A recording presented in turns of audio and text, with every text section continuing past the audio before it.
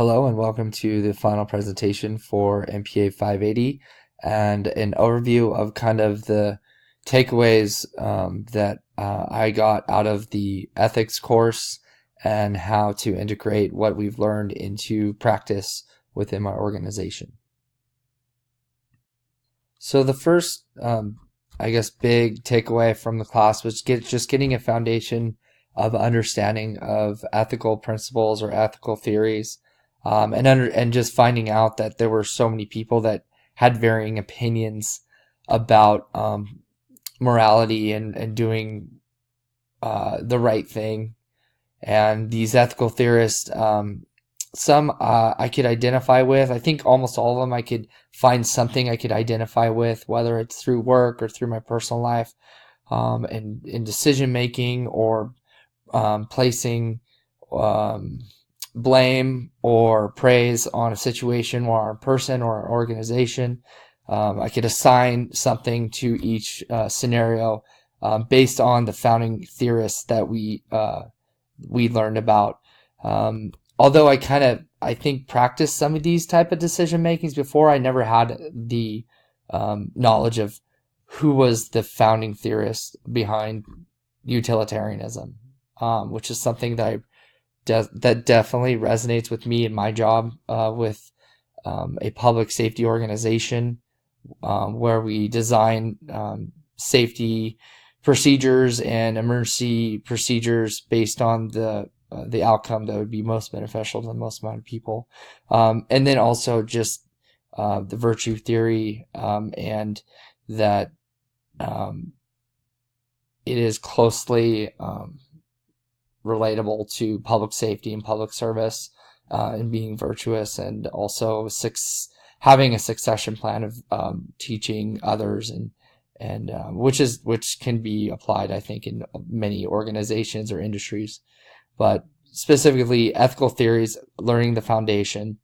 and applying kind of what I've already done or what I do or what my organization does to these theories, and then assigning the theorists that developed those theories. So kind of working backwards a little bit, but getting that foundation. The course also brought to light just bringing me back to understanding the code of ethics for my agency. Although it was something that was reviewed early on in my career at the very beginning, something that just doesn't really get visited at all. But kind of going back to the industry code of ethics, and then in public safety, specifically life-saving services, and then relating that to the organization's code of ethics, and that kind of mirror integrity to serve the public's interest, respecting the law, demonstrating integrity, and promoting ethical organizations, and striving for personal excellence, which is kind of a virtuous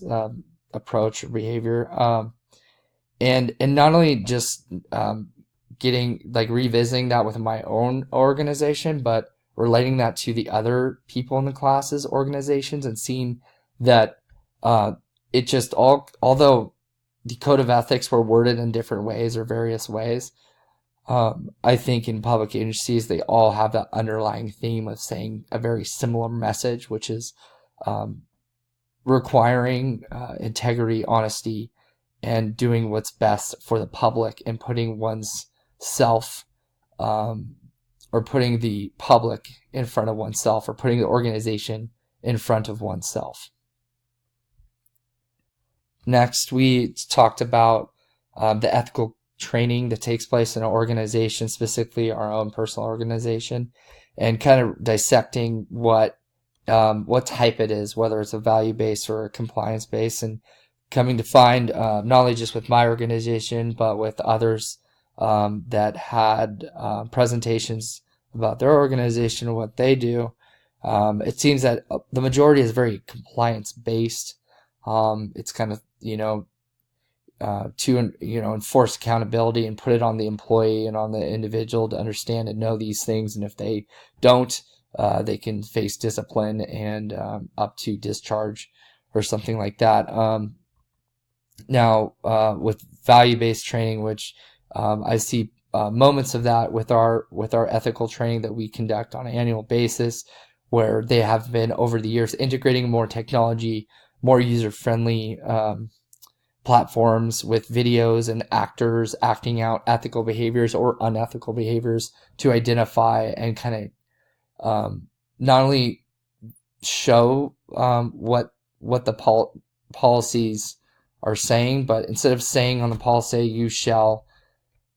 do this or you shall do that, it's also showing us what is inappropriate. So you get kind of both sides of what is acceptable behavior within the organization, depending on whether it's a sexual harassment policy or training, or if it's a county policy of equity training or a nepotism policy training,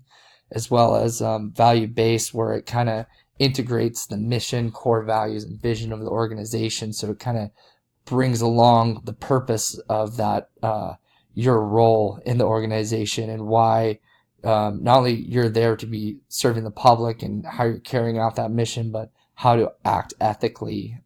in that position. The internal and external mechanisms for ethical oversight was a good learning experience, just because as most know, there is internal methods of the policies and procedures, internal investigations that take place within an organization,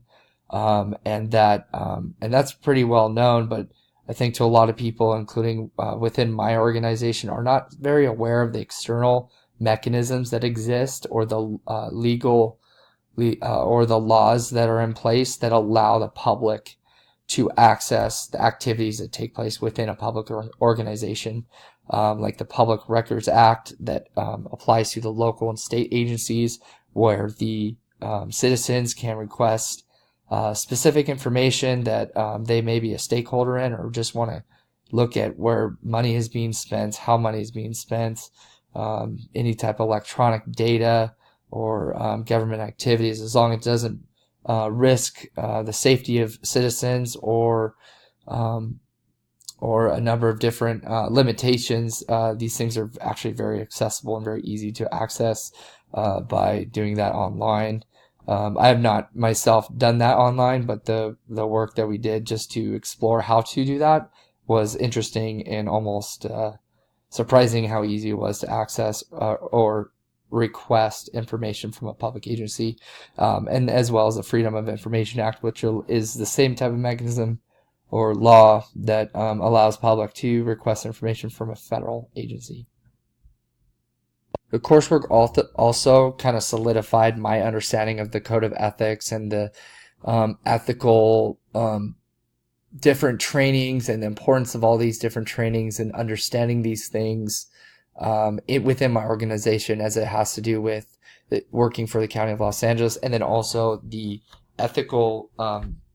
standards that the County of Los Angeles Fire Department also upholds, and the importance of that, which was something that offered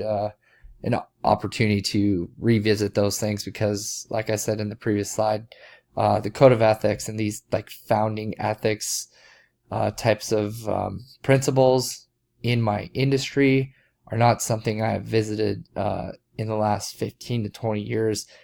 And outside of the training modules, the code of ethics is not necessarily something that's reviewed, although it's integrated into many of the standards of behavior, policy, procedures, and training modules that relate to ethics.